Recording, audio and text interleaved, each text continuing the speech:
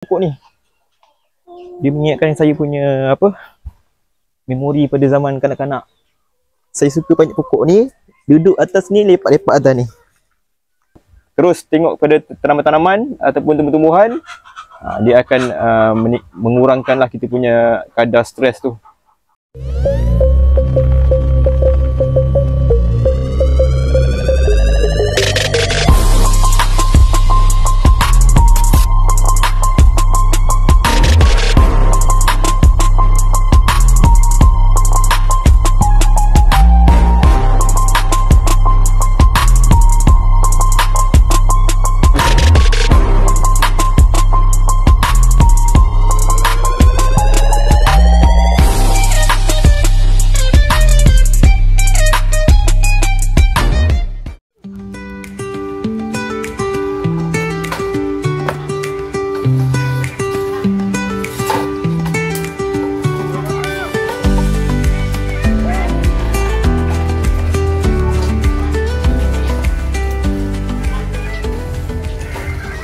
Assalamualaikum saudara-saudari. Bertemu kembali kita ke channel Azuri Farm. Baiklah, di episod kali ini saya nak share kepada saudara-saudari apakah itu terapi minda dengan secara alami. Okey, untuk poin pertama yang saya nak share kepada saudara-saudari adalah saya nak tunjuk dekat apa yang kita boleh buat terapi minda apabila kita berada contohnya dekat kita punya kawasan ni je, peternakan kita je, kita boleh buat terapi minda secara alami. Okey, yang pertama adalah contoh, tengok ni apa yang saya buat ni. Saya akan buka kasut kat sini dan saya berkaki ayam. Untuk pengetahuan saudara-saudari, apabila kita berkaki ayam ni adalah satu unjuran sunnah lah sebenarnya, sunnah yang dilupakan, yang kita boleh amalkan sesekali, bukan sekadar berkasut, tetapi apabila kita berada di kawasan seperti ini, kita berkaki ayam sesekali. Itu adalah sunnah yang dianjurkan. Ini adalah orang putih kata sebagai grounding lah, grounding ataupun earthing. Mungkin ada kajian yang mengatakan grounding ini adalah mempunyai satu kelebihan yang boleh menyihatkan tubuh badan, melancarkan peredaran darah, dan menguatkan otot-otot kaki kita ni. Memang ada logiknya lah. Tetapi kita sebagai Islam, kita sebagai umat Islam, kita cuma nak kita, apabila kita amalkan sesuatu sunnah itu, kita mendapat pahala lah daripada kita apa yang kita amalkan, daripada sunnah yang Nabi sudah anjurkan. Okey, saya nak kongsi satu kisah di mana seorang Korea bernama Park Seong Tae, doktor menyatakan kepada dia, dia cuma mempunyai 2 bulan sahaja tempoh hidup dia kerana dia telah menghidap kanser prostat tahap terakhir. Jadi tiada rawatan yang boleh menyembuhkan penyakit kanser beliau. Semasa dalam tempoh tersebut, anak beliau telah menghadiahkan satu buku lah. Satu buku tu di mana dia setelah terbaca sesuatu yang telah membakar dia punya semangat untuk teruskan hidup.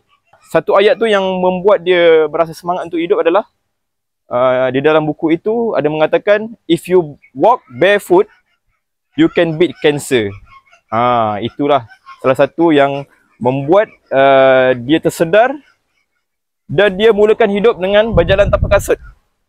Berjalan tanpa kasut.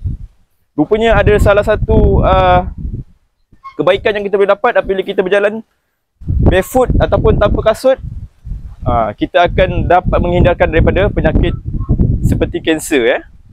Sangat menarik. Okey, selain daripada kita terapi minda secara grounding, apabila kita menjejaki ke kawasan yang mempunyai tanaman dan ternakan ni, perkara pertama yang kita akan buat adalah kita akan terus, mata kita akan lihat persekitaran, sekeliling ternakan dan tumbuh-tumbuhan.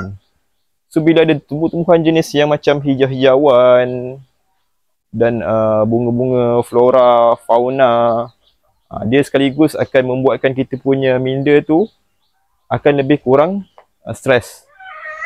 Contohnya macam warna hijau ni, dia lebih, bila kita tengok ni, dia mata kita tu automatik akan merasa senang ataupun tenang bila kita lihat kawasan-kawasan yang mempunyai hijau-hijauan. Di sekeliling tempat kita ni nampak tak hijau.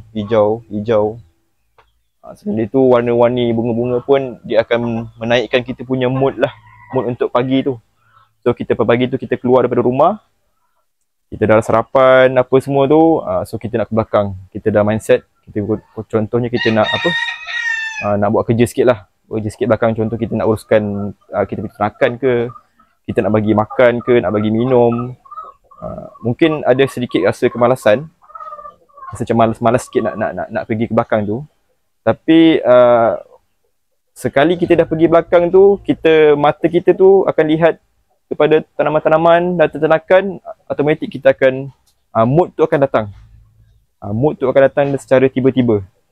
Sebab perkara pertama yang kita buat adalah kita punya penglihatan. Penglihatan tu yang akan membuat kita punya mood tu akan bertambah. Okey, baiklah. Untuk saudara-saudari yang tinggal di bandar, di kawasan yang mungkin tiada kawasan bertanah ataupun duduk di rumah yang berpangsa ke, mungkin saudara-saudari boleh mulakan dengan membuat tanaman kecil-kecilan, seperti tanam sayur ke ataupun tanam bunga-bunga ke. Jadi sebelum pergi kerja tu, bangun pagi, mungkin saudara-saudari nak mulakan dengan aktiviti dengan tanaman ni, mungkin dengan menyiramnya. So bila kita dah mulakan dengan menyiram, so kita akan dekatlah dengan kita punya tanaman-tanaman ni. Jadi sebelum pergi kerja tu, mata kita tu dah lihat kita punya tanaman-tanaman seperti bunga-bunga ataupun kita punya sayur-sayur. Jadi apabila kita punya panca indera tu kita terus tengok pada tanaman-tanaman ataupun tumbuh-tumbuhan, dia akan mengurangkanlah kita punya kadar stres tu. So kita nak pergi kerja tu kita ada mood sikit lah. So bila kita mula dengan tanaman ni, kita bukan sekadar siram, baja, bukan. Kita kena perhatikan kita punya tanaman ni macam mana. Kita perhatikan daun dia, bunga dia, batang dia, apa yang tak sihat, apa yang sakit, apa yang kurang, apa semua kita kena perhatikan. So bila kita buat perkara-perkara seperti itu, ia mendekatkan diri kita dengan alam dan sekaligus mengurangkan kita punya stres.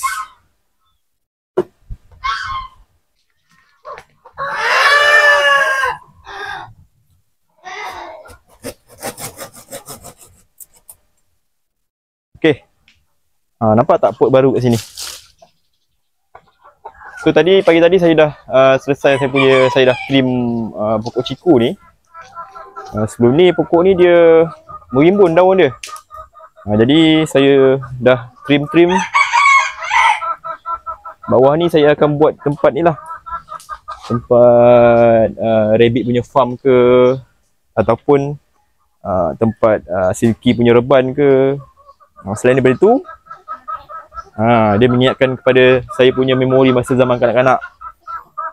Saya akan panjat pokok, saya akan duduk melepak atas pokok sambil makan buah ke, duduk-duduk tidur ke, sambil boleh juga baca buku ke kat sini.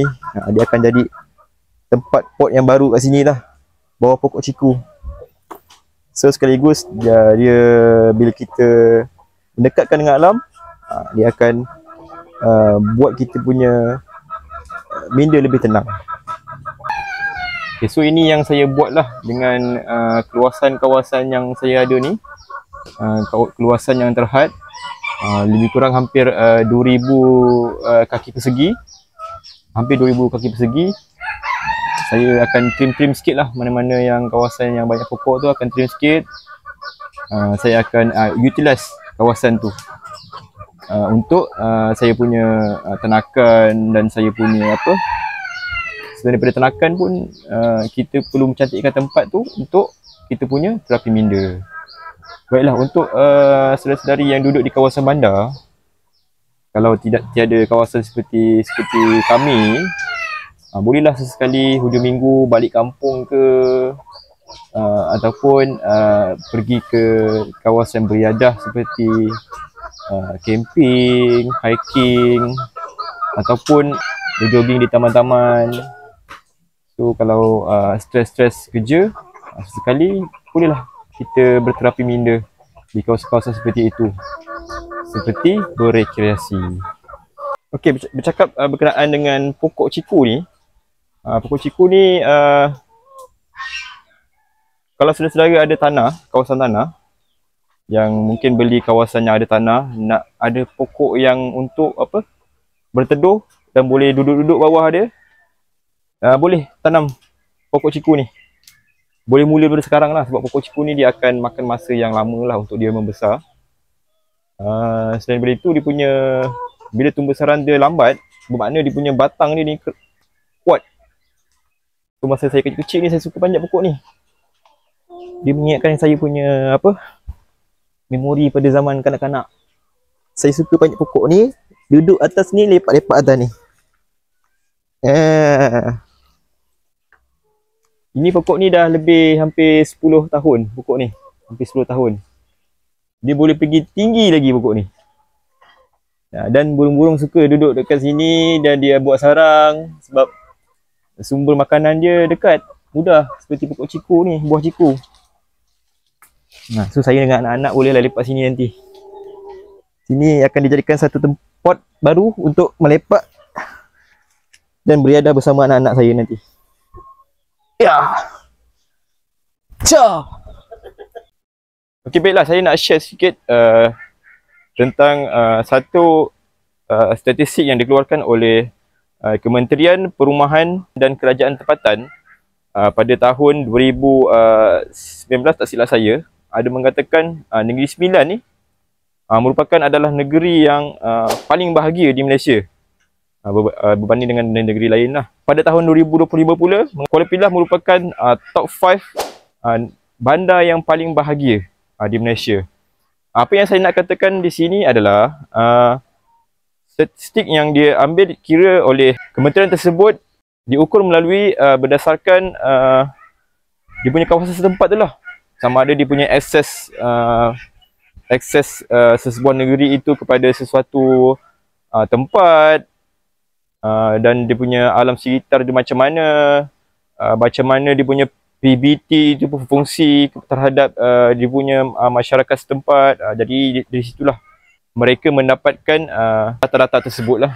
Saya telah memberikan contoh data-data yang dikeluarkan oleh kementerian tersebut kerana apa yang saya percaya, apabila kita mengekalkan kelestarian alam sesebuah negeri itu, ia membuatkan rakyat sesebuah tempat itu bertambah bahagia. Seperti Gunung Ganang, kehijau-hijauan hutan.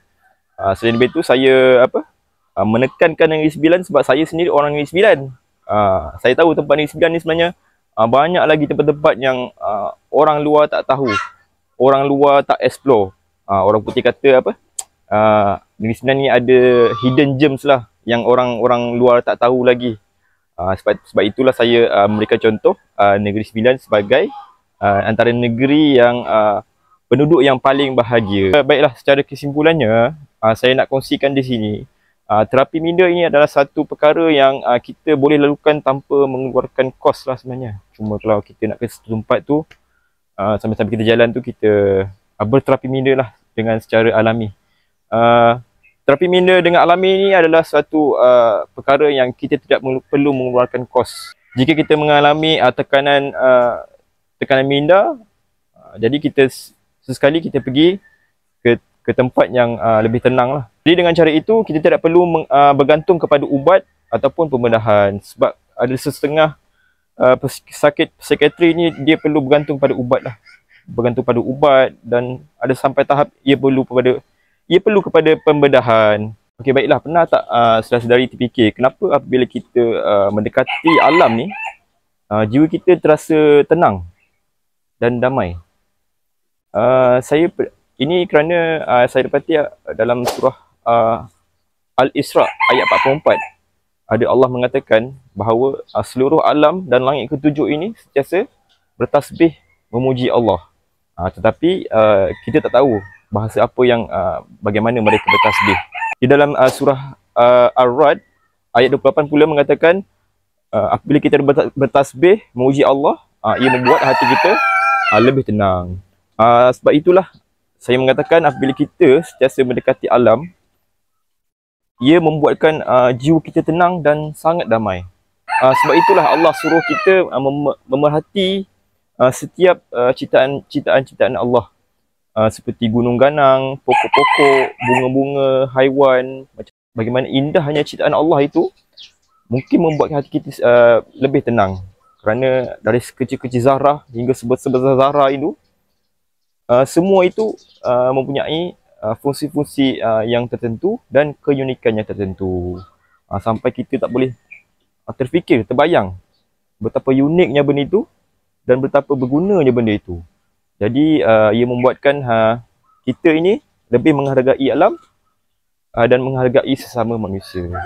Oleh sebab itulah bila kita mendekati alam ni, kita berterapi secara alami ni, dia lebih membuatkan jiwa kita lebih tenang. Okeylah, sampai di sini saja perkongsian saya pada kali ini.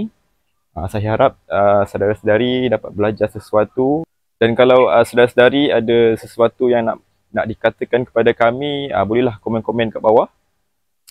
Okeylah, sampai di sini saja. Assalamualaikum dan selamat menternak.